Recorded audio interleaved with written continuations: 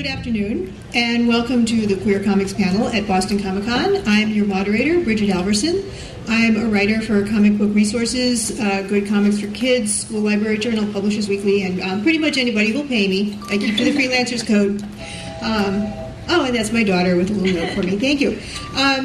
Anyway, thank you for coming. We have a distinguished panel, and we're going to try, we have a lot to talk about, but we are going to try to make some time for questions at the end as well. To my left is Tana Ford. She's the creator and artist of Duck, which won a Prism Comics Queer Press grant. Sorry. My kids always text me when I'm moderating at panels. Part of being a mom. And Duck's Second Chances, which was nominated for a Lambda Literary Award, and I definitely would, I read Duck last year, and I would definitely recommend that you stop by Tana's table and get it. It's like a road movie in comics form, and beautifully drawn. Thank you. Both books are available from Northwest Press. Her latest projects include Cafe Racer with Sean Murphy and Marvel Comics' New Warriors. So you're drawing for the big boys now. Yeah. Oh. And it just happened. Wow, congratulations. Yeah. Congratulations. Well, we'll see. Yeah, you look down here. Yeah. And then Jenny, sorry, it's out of order. I didn't see you guys in order. Jennie Wood is the creator and writer of Flutter, which is a comic series. The Advocate calls Flutter one of the best LGBT graphic novels of 2013. And again, I've read it, and I highly recommend it. She's also an ongoing contributor to the award-winning New York Times best-selling comic FUBAR anthologies. She's a comic writing instructor at Grub Street. Where's that? Is that in Boston? Yes. Yeah, it's on Boylston. Oh, okay. Downtown. Yep. And writes nonfiction features for infoplease.com. This September, 215 Inc. will publish her YA novel, A Boy Like Me. Amber, a.k.a. Elizabeth Amber Love, is a podcaster, model, and writer from New Jersey. She's one of the co-founders of a huge comic art auction hosted by Comic Fusion to benefit a domestic violence charity. She's written Holyoke, Slim and Posh, Teen Detective, Athena Voltaire, Land, Sky, and Sea. She's one of the co-writers of Number 130 for Love in the Shakespeare Shaken anthology and has been a guest writer for the Subculture webcomic. Her podcast, Vodka O'Clock, features many different aspects of arts and entertainment. It's on iTunes and Stitcher, and her 18-plus site, amberunmasked.com. And finally, Joey Stern is one of the founding members and the president of Geeks Out, a not-for-profit group that rallies, empowers, and promotes the queer geek community.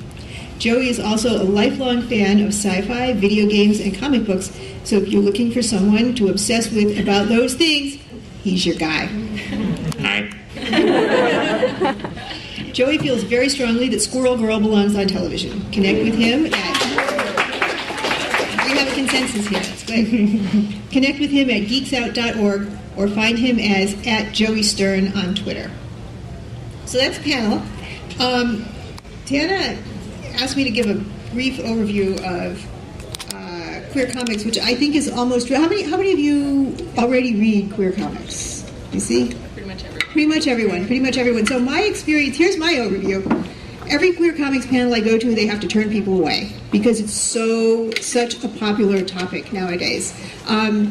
So 50 years ago, when Fred Wortham wrote Seduction of the Innocent, insinuations of homosexuality were used as a reason to ban comics. Now it's something that we celebrate, and I think that's awesome. I think we've seen, particularly in the last 10 years, maybe 15 years, a huge evolution. It's gone hand in hand with both the societal changes and the move towards self-publishing, which has really allowed people to tell, I think, their own stories in their own ways. So actually, we have a lot of questions, and we have a very talented panel, so I kind of just want to jump right in. And I'm going to start with a question for each of you, which you can just answer in turn, which is what queer works have resonated with you? Maybe I'll turn on your voice. Oh, well, we'll start down here. Okay, hi. I've been so happy with reading The Young Avengers right now. And I know it's on hiatus, and it's just the end of that book where you have Hawkeye asking everyone, like, wait, is everyone gay except me? And then you get Miss America Chavez being like, I've seen the way you look at me. And that's like it's done, and then they all go out for breakfast. And that's everything I want from a mainstream comic that's going to acknowledge the queer presence. in so many ways. And there's so much stuff that came before that I could point to, but I feel like for me I've just been so thrilled to sort of see the culmination of a lot of artists' work realized in this sort of mainstream format that really, I think, just like captures the imagination and also gives me characters I'm rooting for. So it's important to you that this is a Marvel comic. Yeah. Yeah. Yeah, so it finished its run, and it's The Young Avengers, I think, Volume 2 or possibly Volume 3, and it features they're a ragtag team, and they kind of just ruin the world accidentally, and then they go about fixing it, and it just tells that complete story. And at the end, there's a big party where everyone gets together, and it's great, and every part of it's great, and everyone should read it. Noted. Amber?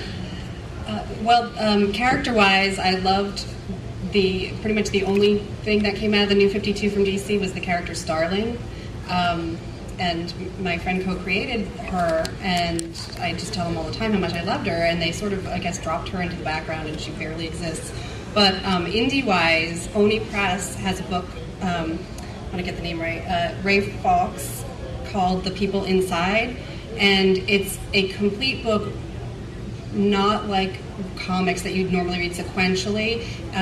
You read and from panel to panel, the text sort of poetically changes to different scenes with different relationships of people, and in that world that he has, all of these relationships are pretty much every kind that you can imagine. There's heterosexual couples, there's a gay couple, there's mixed race couples, there's even a dom sub element in his couple. It's the done. Components. It's done the same way as One Soul, right? I'm not sure. Yeah. So there's like one line that there's kind of like flows into the 18. next line. Like Yes. each page has 9 panels on Yes. it, and each panel, like the top left panel on each page, is the same story.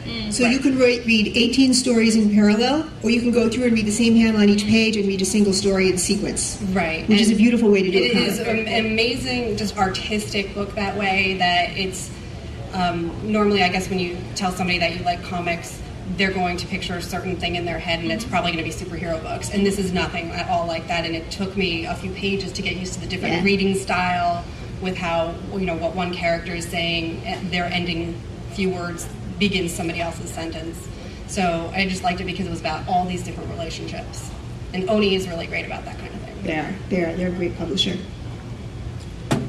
For me, thinking about the queer comics that resonated, I always go back to the first one I was reading when I was coming out, which was Ariel Schrag's Potential, because it's such a personal story, and it became a talking point, a way for me to come out. I came from a small town in the South, so coming out was not easy, and Potential was a talking point. It was something I could share with people. And then beyond that, I loved Brian K. Vaughan's work in The Runaways and Why the Last Man, because hero, ends up with a woman, but it's not the most interesting thing about her. There's a lot more to her than just being a lesbian, which I really loved. Yeah, ditto everything you said. I'm also really loving Batwoman right now, which I think was a good thing. It was, yeah. Too. Yeah. I went back and read all the gay comics that I could get my hands on, Howard Cruz's stuff, Alison Bechdel's stuff, all the Dykes to Watch Out For stuff, looking for reflection of my experience. I read Ariel Schrag's, and it was too sad for me. And so I consumed a lot of queer comics, but I didn't see myself in queer comics. So, yeah.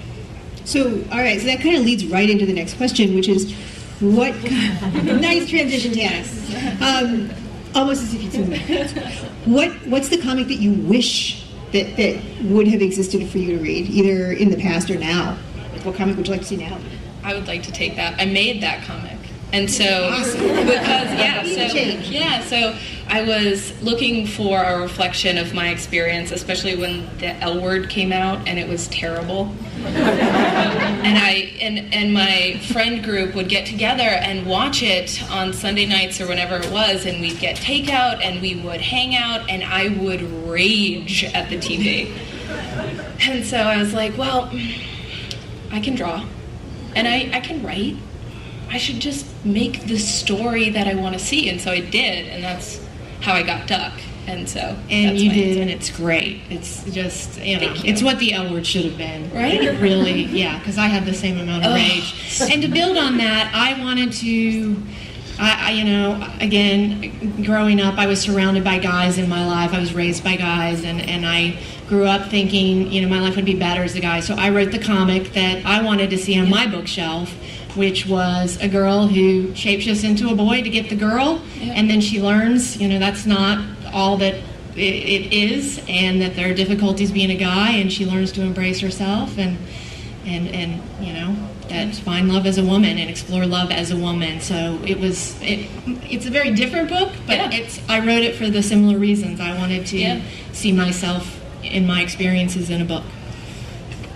Well, I have not written it, but I would do it. We'll have to talk to Scott Snyder back out in Hollywood. Yeah. I would love to see a bisexual Wonder Woman openly in DC Comics. That would be amazing. And I would write that. If we get your life into a comic, it's going to be the most exciting Ever. I've been writing books. Don't worry. The thing that I feel like is missing most, because I have seen reflections of my life, because I think they exist out there, but I want to see more, right? Like, and it's not just, there's this woman, and I'm only going to remember her internet handle, which is terrible, Ginger Hayes. Nicole Stevenson. Nicole Stevenson has this line where people, because she loves like every kind of Marvel movie that comes out, and she writes these little doodles, and then occasionally she'll respond to like rude asks that people are like, but don't you hate this character because she's terrible? And her point is always like, no, it's not that I need better characters. We need more characters. Like, you can't put an entire movie and be like, Black Widow has to represent all women, so she has to be sad and strong and weak and terrible and great and mean, and like, no, you have to have like 10 women, and then they can represent like a wide swath of people. And I feel like one of the things I really like, going back to Young Avengers, is that there's a lot of varieties of people, experiences, and enlisted there, and also you get to the point once you have those characters and once it normalizes stuff, that if you have that representation, I'm actually reading about an individual's experience rather than being like, well, this has to be my favorite because he's a little Nelly, and that's great when I don't have to do that. Though I do like the Nelly one. And I think that's part of the evolution of gay comics, too. I was at the TCAF panel, and we were talking about that, how like 10, 15 years ago, a gay comic was about being gay. And like now, there's just so much more richness. There's a greater variety of characters. But Tana and Jenny, let me address specifically, since you both did this, are you concerned that you'll suffer from the To Kill a Mockingbird problem, let's call it, where like you wrote that comic? Like, is there more? Or has that been, like, is that the end of it? So for me, there is more, and I'm working. I think I'm finished, though it needs editing, with the trilogy, the next one, Duck 3, and it focuses very much on the day-to-day lives of my band of Boston lesbians, and it deals with things like biphobia. My main character is really biphobic, and there's a lot of stuff in the second book that is problematic, and it's intentional, but I'm afraid that people will be like, oh, you don't like bisexual people, and I want to address that. I think that there are a lot of conversations that I still want to have and that I'm planning on having. And then afterwards you will form your Boston punk band, Boston Lesbians. And I will buy all of your albums. Awesome. There's just so many more characters and books and stories to tell. I've got Volume 2 of Flutter coming out, which explores Lily, the protagonist's relationship with a woman. And then I've also got A Boy Like Me, which is a trans man perspective. And so I'm telling a much different story instead of my experience or Lily and Flutter, where it's would my life be easier in this small town as a boy. This is someone who was born a boy, and his struggle to embrace who he is and get the world to see him for who he is. And it's just, there's so many stories to tell. We're just getting started. Yeah, I feel that way too. So you're not going to run out? No, I mean, there are many stories to tell. So do you feel like that you have a responsibility to be writing about gay, trans, queer characters? Is that like an important part of your work? Would you consider writing other types of stories? It's definitely an important part of my work, and I'll always have LGBTQ characters in everything that I write, and in many different ways as possible. But it is only one part. I definitely would and have write other stories. I think for me, I feel. Kids. Let's see. I write characters. I feel compelled to write queer characters because my life includes so many queer characters. I mean, I'm surrounded by women like me, and that, I think, informs how I move through the world.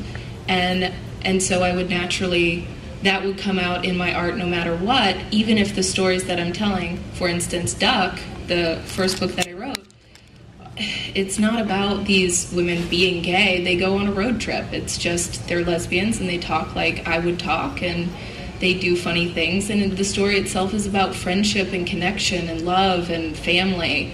And the gayness is sort of peripheral. Not peripheral, but it's important, but it's not the story. And that's how I find that my life is. And so I think that's going to always be reflected in my art. Do you find it hard to write straight characters every now and then? Oh, no, I don't. I mean, I don't know if I do it successfully or not, but you do. A lot of my friends are straight. Some of my best friends are straight. Yeah, actually, Jenny, we talked a little bit about this earlier because you write about a trans character, but you are not yourself trans, and I think that's a challenge for everybody, is writing about whatever you're not. So can you tell me how you address that? The whole, every issue involving the transgender community is greatly important to me, and I did a ton of research. I did a ton of research for a year before I even wrote a word. Interviews, first-hand accounts, anything I can get my hands on, anyone I could talk to. And then during revision, I brought in a trans man around the same age as my protagonist and had him work with me through the whole thing just to make sure that I got every detail right, because there have been so many stereotypes out there and so many things in the media, in pop culture, books, movies that have gotten it wrong, that the last thing I wanted to do was to put something out there that would add to that. It's interesting because in my writing, in my fiction writing, I don't necessarily have that representation. And unlike these folks, I am not surrounded by a wonderful lesbian or trans or bi community. I'm kind of isolated, and I have the internet. Yeah. And so as a podcaster, I take that responsibility to make sure that when I record panels like here or at Steampunk World's Fair, when they cover gender identity, I want those panels recorded so that people like me who live in the middle of nowhere can at least listen to it, they can feel less alone, and then they can discover the conventions where it's safe for them. And our steampunk shows in New Jersey make that effort. They make a huge effort to have a safe environment. Has it been your experience there are places where it's not safe? Yeah, the internet is a mean place, but when it comes to cosplay, because I have done cosplay for years, gender bending and gender swapping characters has become hugely popular, and it's very different, I see, when it's somebody who's, I don't know how they identify, but you can tell, like, when it's a man dressed as a female character, and they take a lot more flack. Because there's a difference between the guys who kind of do it, like, when there's a big hairy guy running around as Slave Leia, that he's just doing it to be mocking and just joking and being kind of, an idiot about it, versus somebody who's like gender swapping and putting a character on in drag because he, loves the character. Like, a dude dressed as Catwoman is, he's Catwoman. Yeah. And that's eye-opening. I mean, because cosplay, trust me, we're already looked at weirdos by a lot of people.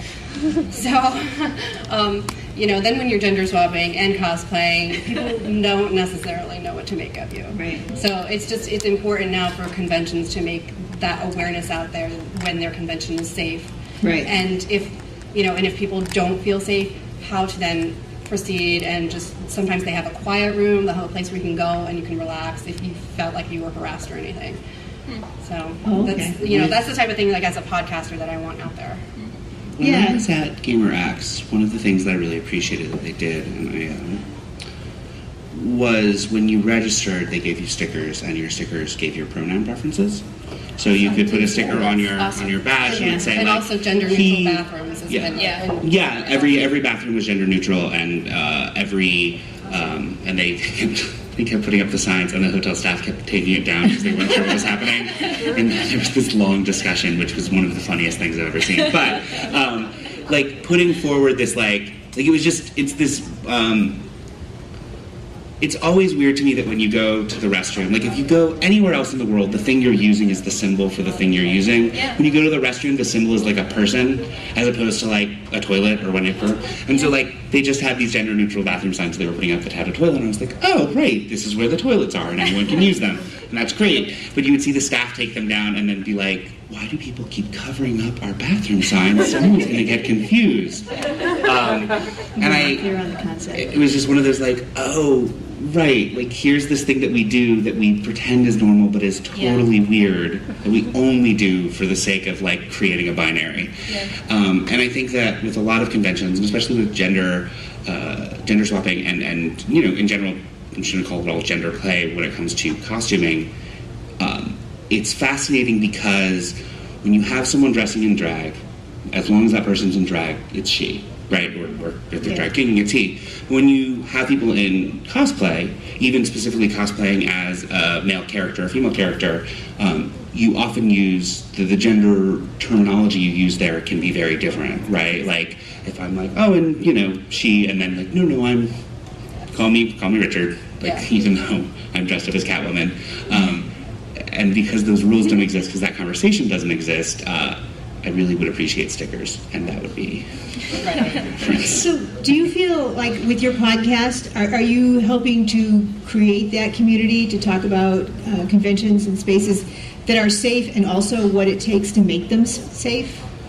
I do, because I really like to just give props to the ones who are making a great effort and doing it right. So the Jeff Mack events in New Jersey and the DexCon Double Exposure is the producer for the gaming conventions in New Jersey. And they go out of their way to make sure that there's the men's room and ladies room, but then they'll find bathrooms that they'll make gender neutral, because that way everybody's happy, because it's not like it's a trans gaming convention or a trans steampunk convention. They just want to make sure that everybody is safe. Right. What about calling out conventions where you don't feel safe? That's kind of a harder thing to do. It's hard to do, but I think it's important. I think you do that with retailers as well, because I work at Comic Fusion, and we're in a very LGBT friendly and co-owned shop, and there are retailers out there who are horrible bigots. And let's talk a little bit about that, about the comic shop experience. The comic shop can, it's just as a female, like I stopped reading comics in 1986 because I had the bad comic shop experience. Because every time I bought comics, I felt like I was flunking a quiz. And I came back to it, fortunately. But this is the major distribution system, especially for Marvel and DC, which was what we're talking about here. So let's talk about comic shops. Like how is it? Did you have to look around a lot to find a place? I did. I shopped around to a few different stores because I had never bought a comic myself, and I had watched a lot of G4 TV and wanted to get into reading the Buffy comic, and so I kept dealing with Home Depot, actually. I go in and ask questions, and they answer my husband. I'm like, I'm the one. So that was great. But then, on the other hand, it's a really small shop in Flemington, New Jersey that, not too many people have heard of. But then there are these people out there like, sorry, I'm calling him out, Larry's Comics. He's just an asshole. Yeah. And he gets all of these amazing exclusives from the publishers with all of these variant covers. And part of comics is still a collectability factor. Yeah. And I'm sorry, but every time I see one of my friends retweet that Larry's has an exclusive something variant, like My Little Ponies. Like, My Little Ponies is like a trans-friendly, gay-friendly comic, and this guy is getting the exclusives, and that bothers me. Are you talking about his online persona or his physical in-store persona? I've heard it's both, but he's been really just like his online persona. Particularly mean online. Like he really went off on a racist rant about Miles Morales, He's been really mean to trans shoppers. Yeah. So I just can't. That would be bad customer service, actually. I would like to say that I think in Boston we're spoiled. We have really great comic shops in everywhere. There's great comic shops in Kenmore and in Harvard and in Davis and in Union, and like we're spoiled with. Oh, you must be talking about Comicopia, Kamikaze, Hub Comics. Yeah, You just named I'll just it. name them. All of them. Yeah. Million Year Picnic. Yes. Yeah. I You mean, know, and comics. Yeah, Phantom of the Attic in Pittsburgh was really great. So I mean, when you find a great comic shop, you make sure that you talk about them. A year ago, I moved to West Palm Beach from Boston, and it's been really, really great. But one of the things that I no longer have is access to great comic book shops.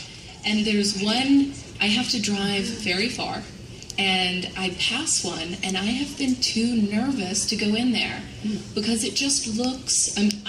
I'm basing my judgment on looks alone, and it doesn't look like it's my kind of place. You can kind of tell. There's a vibe. There's a vibe. The posters on the windows. Yeah, and I've been so spoiled on great comic shops because Boston is rich with them that I can't bring myself to go in. And so, one of the things we've been talking about for a while with Geeks Out, and this is something we've put a little bit on the back burner, has been what we've been calling our comic book store initiative, where people could nominate their comic book stores as like friendly. And if that's an interest of this group, well, I know that there's a Tumblr called Hater Free Wednesdays. Yeah, that's right. Which focuses more on women and people with disabilities, but I think is pretty much everybody. And that is a great resource. Yeah, but you know what? It's good to have two resources. It's good to have three resources. Yeah, So I mean, it might be easier to look up if it's in a proper database. Well, Kevin, make that note. So I want to talk a little bit about visibility. I think there was a time when gay people were pretty much invisible. Or like if you watch an old movie, they're there, but they're coded in this weird way. The confirmed bachelor. And obviously, like a lot of things, that has changed a lot. What part do you think that comics has played in that? See, I wonder about this. I'm glad that we have this question because I don't have an answer to it. I don't know. I think that queer comics especially, because they've been so honest, because they tell real stories broadly, and because we've been doing it as a community for decades, I think it matters. I don't know how you would measure that. I don't know how you would know, but it seems to me that it's true that it has increased visibility, or at least when I first started reading these stories when I was young and before I had come out, and I'm reading Dykes to Watch Out For, and I'm looking up everything that I can, even though it wasn't a reflection of me, it was a reflection of something that was different, like I was different. And it made me feel better. And so knowing that there were people out there like that mattered. And it mattered in this really important way, but in a way that I don't know that I can say any better than that.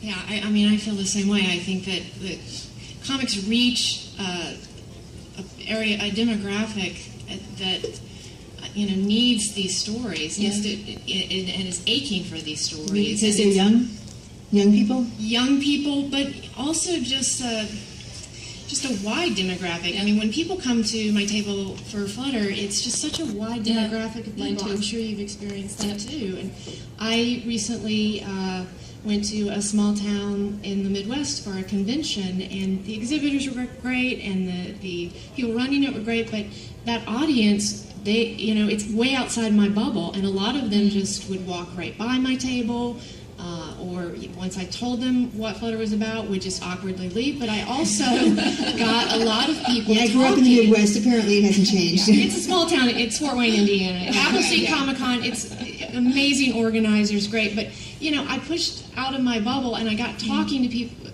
I got to talk to people who were still uncomfortable with it, and I think that's important for all of us to do. And I think comics are reaching. I mean, I sold Flutter to people who, it's the first LGBTQ thing they're going to read, and I think that that's important. And I think that we're able to reach an audience through comics that we can't anywhere else. Yeah. Yeah, I didn't quite know what the circumstances were for visibility and how other people are feeling about it these days. But because, personally speaking, I'm bisexual and polyamorous. People confuse those terms. and and I understand the confusion. I really do. It's just funny that as soon as you talk about a person or a character being bisexual, people assume that there's threesomes going on every weekend, and there's an there was a time, but it's not right now. So okay, kudos, but if you're getting that, it's just so I have like no visibility that I can outside of porn, which is great, but let's face it, I gotta have something besides porn to go to. I think I have a very clear memory of finding Wolverine attractive. Which is before Hugh Jackman. He's more shirtless in those comics than any other character, like male character at least. And I have a very clear memory of that. And understanding right. And it's especially with comics, because you're not just looking at pictures of individuals who have been posed and stylized in a way that's supposed to be appealing, but you're looking at creations from other people designed to be appealing to the creator of who's ever created it. And there are some very clearly gay comic book drawers. And those people, God bless them and everything they ever did for my childhood. But because television, TV shows, all that stuff, they photograph people and they're visually and design wise it's built for a very, very big audience. But you can have an artist who takes control of a book and gives you a different perspective on characters who you've seen for years before that. And you're it's like that, this is so bad. I was at my hotel room last night and I watched He's Just Not That Into You. But there's a scene in that movie where one of the characters realizes that she likes somebody and she's like, oh right, you're here. And I had that moment with Wolverine. Just oh right, and that I think watching now characters get to be attractive and get to have relationships and get to be fulfilled as much as anyone in comics ever is, before one of them is tragically destroyed, is so important and great because it exposes people to a world that several people get to create that's actually unique and doesn't have to rely on real world mechanics or real world images or anything. It's all someone's imagination, and I think that's what makes those things so poignant and also beautiful. Well said.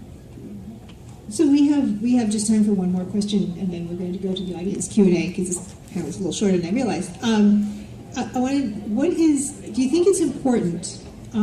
Gay comics have gone from being just a comic about someone being gay, was as high as the concept got, to now being a very rich field. Do you think it's important to have a specific sector of queer comics? Do you think it's better that queer people simply be a part of life in comics as they are in the rest of life?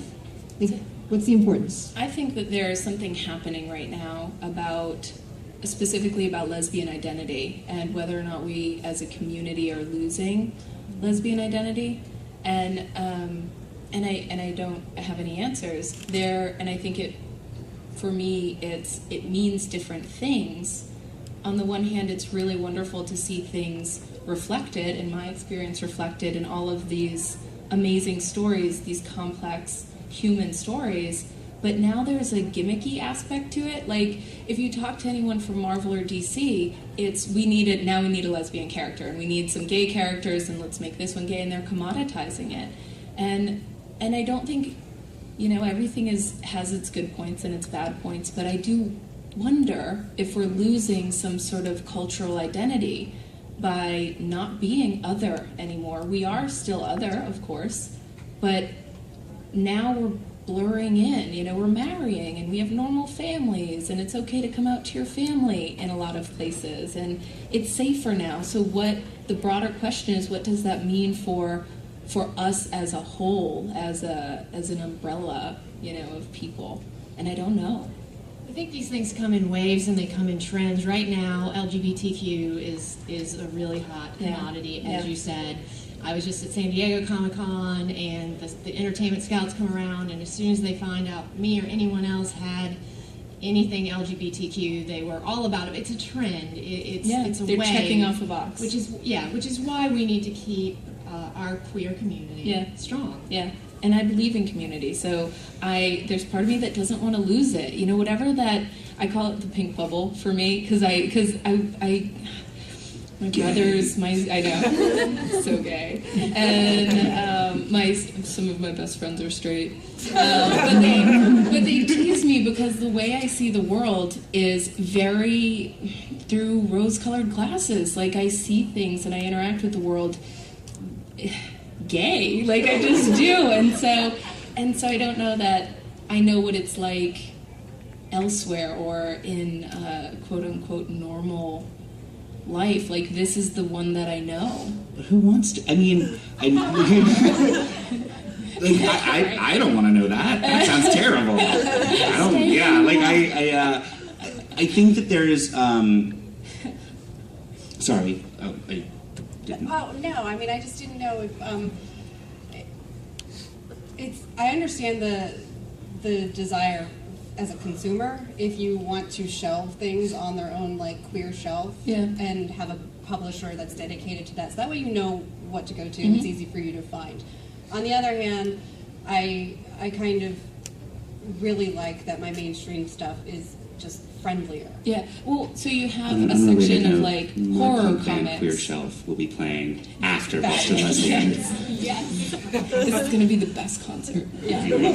But as someone who was an underrepresented minority, I was a physics major in college, and my sister's a mathematician.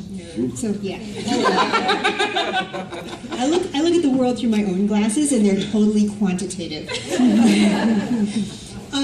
There's an advantage in a way. Right now, there's a lot of opportunity, and this was something at TCAF, like Jillian Tamaki was talking about, how, you know, she's like kind of the go-to person now, and she has lots of work because she's writing about an aspect of life that everybody wants to write about. Yeah. Not enough people are doing, you know. And do you find that that's creating opportunities for you?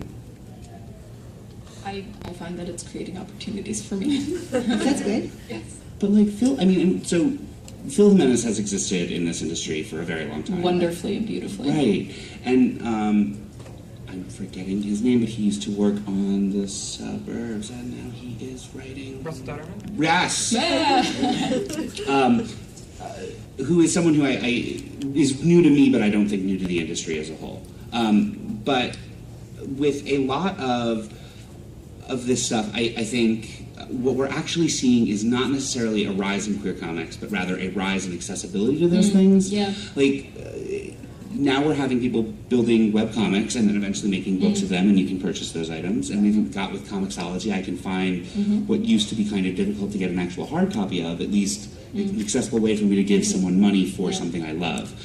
And with that, that's all really good, and I want those things to exist. At the same time, I also want the mainstream to continue to expand and to show more characters. Yeah. I mean, I don't want a world where everyone's like, well, it's great that you're gay, but I still want grandkids. Like, I don't, that's not a conversation I want to have, rather than I want a world where everyone can sort of choose their lives and people have that accessibility. Like, I'd like to give straight people the accessibility to the gay lifestyle parts, where, like, you don't have to have babies. You can just spend the rest of your life traveling to nice places and sleeping around, and that's great.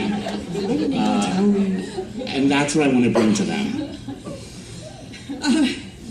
Well said. And so basically your answer is all of the above. I like that. So I would also like you guys to still have work. So. Thanks. Does anybody have any questions? We have a microphone. Yeah, we have a little bit of time for questions. While we're waiting for people to line up, I want to know, is anybody really upset about the Constantine controversy? Because I'm willing to give the producers some credit. Okay. I was just willing to give the producers a little bit of credit that they might deserve. To just give them an inch of credit, they take a mile. That's what happens with producers. But, you know, they're it's lawyer. Hello. Hi. Hello? Hello. I'm going to do this and it's going to be awkward. I live in the land of plaid and machismo. There is one bathroom for women in the workplace and 3 for men because of necessity. And I don't have a lot of access to the rose-colored lenses. And as a creator or writer, I don't want to feel like I'm just plugging someone of an alternative lifestyle that I don't have experience with or an understanding of into my story, because I want them to be represented. I want that voice to be heard, but I don't have that voice in my head, and I don't, well, I mean, there's the internet, of course, but what is your advice as a creator for someone who wants to have responsibility? Is there a responsibility to put that voice in my cisgender worldview of a story, if that's all I had access to, I guess is what I'm saying. I prefer tokens to nothing. Yeah? As a character, like as a reader, if like, I would rather a bad gay character exist than no acknowledgement of gayness. Yeah. Like the Star Trek rule, right? Where it's like, you have the future and everything's great and no one is gay. No one is gay at all. There's like 2 women sleeping with Captain Kirk and no one is gay. It's like, okay, fine. You know, yeah. Great universe. Like, even if one just Nelly Queen in the background was like, hey girl, we're gonna go out for margaritas later, I would be so happy. All at once. I don't know if there's margaritas in a sword and sorcery world. Yeah. Have your gay character invent margaritas.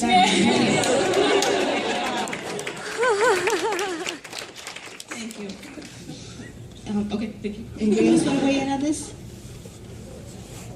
I think Joey handled it. Yeah. Sorry. It was perfect. Someone at TCAF said, I forget who it was a creator, she wrote 100 Butches, 100 Crushes, Alicia Lim. She said, tokenism means that I have a seat at the table, so that's fine. Yeah. So it's better than That nothing. gets you in there. And Yeah. I think we're past the age of tokenism. I think we've moved well beyond that. And Well, wait so till there's- you just do what you can do. 2 gay people. And if you feel moved, I mean, it's all about what moves you at the end of the day. It's less about responsibility, but if you feel moved to write that character, and it's less about characters and more about human, just write a human, make them human, and they're going to resonate with all of us. Yeah.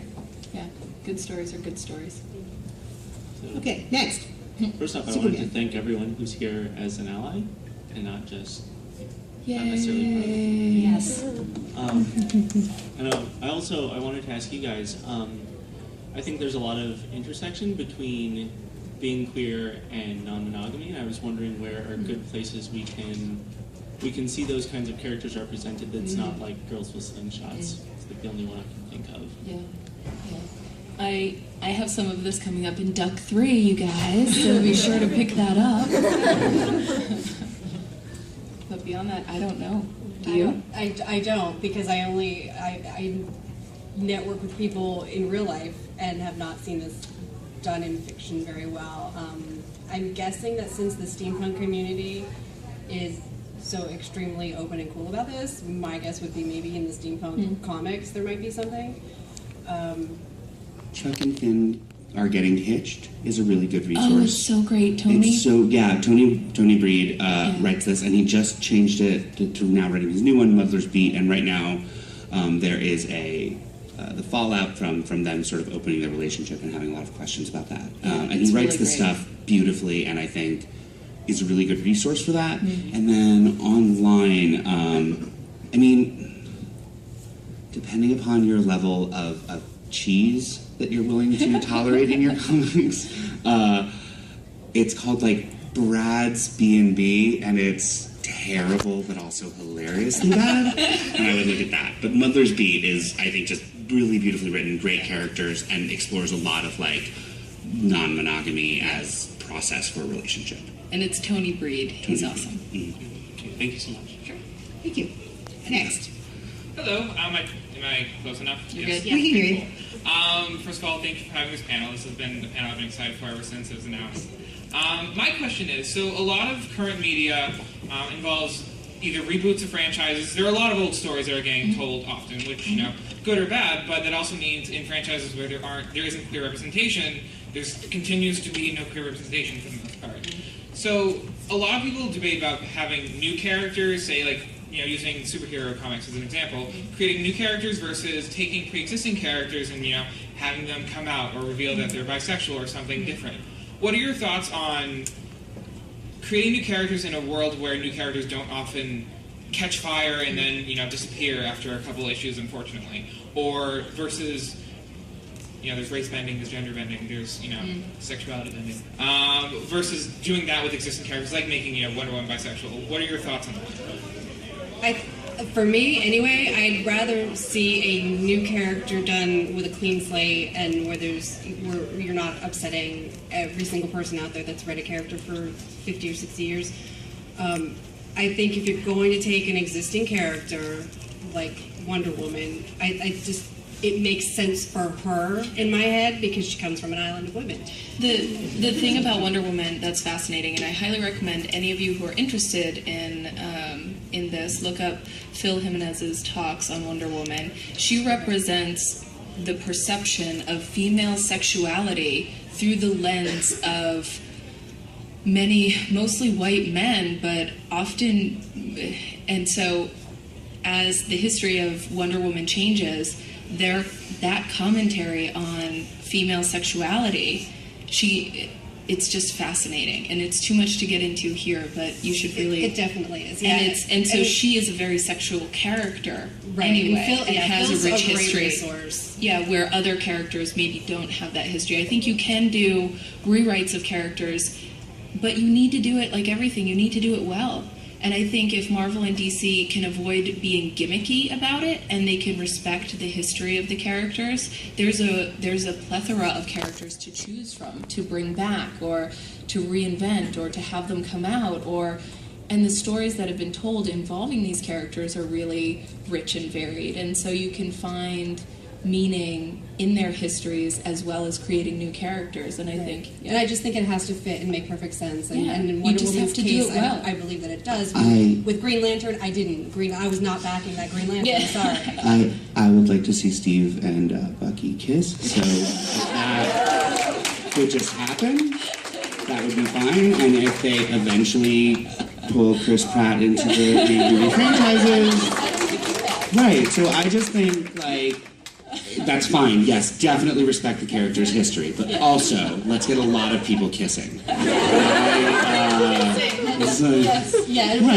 about the characters, one of the gimmicky things about it is it's always been just accepted if it's a shapeshifter of some kind, like Loki. I mean, and Loki's a fabulous character and great sexually and everything, but it's I just think that there's a difference when they made this new Batwoman. I was much more interested in Batwoman when I learned about her and learned that she was a new character, like descendant of however many Batwomen titles ago. When she became Kate Kane, I was definitely more interested than just oh God, you're bringing back this character from the 60s. And here's a situation where we have a straight white man writing a character that feels very real and just jumps off the page.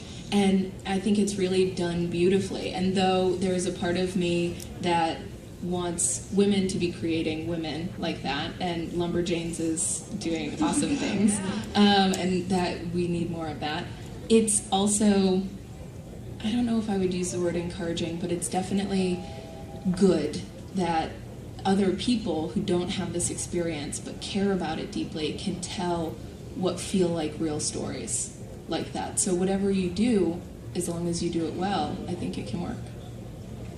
Thank you. Thank you. Thank you. This is going to have to be our last question. Sorry, because we're running out. They gave us a little extra time, even so. Before I say my question, I just want to say what you guys were talking about earlier with taking older characters and then revamping them or making them come out is actually happening in Avengers Academy. Lightspeed is actually currently dating Carolina Dean from The Runaways that you were talking about. So that is in fact happening. Not Carolyn Van Dien, though.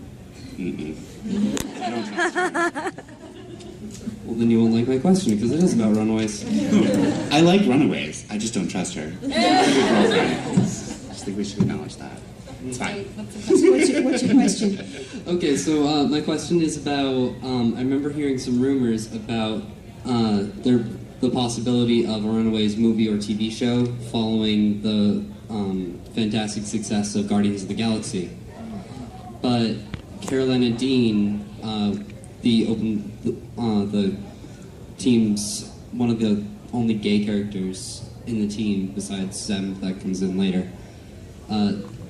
She didn't come out until after the main storyline. So if there is a movie or a TV show, do you I'm a little bit worried that they're going to either take away that entire storyline of her struggling with her sexuality, or just, like, what do you guys think is going to happen? I don't think they'll take it away. I haven't heard the rumor, but LGBTQ is the hot thing right now, so I think it'll be in there. It'll surprise me if it's not.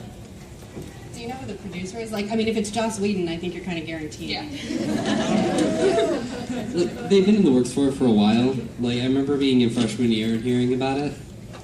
But I mean, it's an interesting thing, though, thinking about Joss, and when I asked you guys about Constantine, Willow did not come out as bisexual until like season 3 of Buffy. Mm-hmm. So, you know, when you do hear of these kind of projects possibly in the works Hollywood-wise, you just might need to put a little pressure on them and give it some time. The other thing is Hollywood's a lot bigger than the comics, and they pretty much have their own continuity. They do, right. Yeah. All right, so I want to thank everybody for coming. This was a wonderful panel.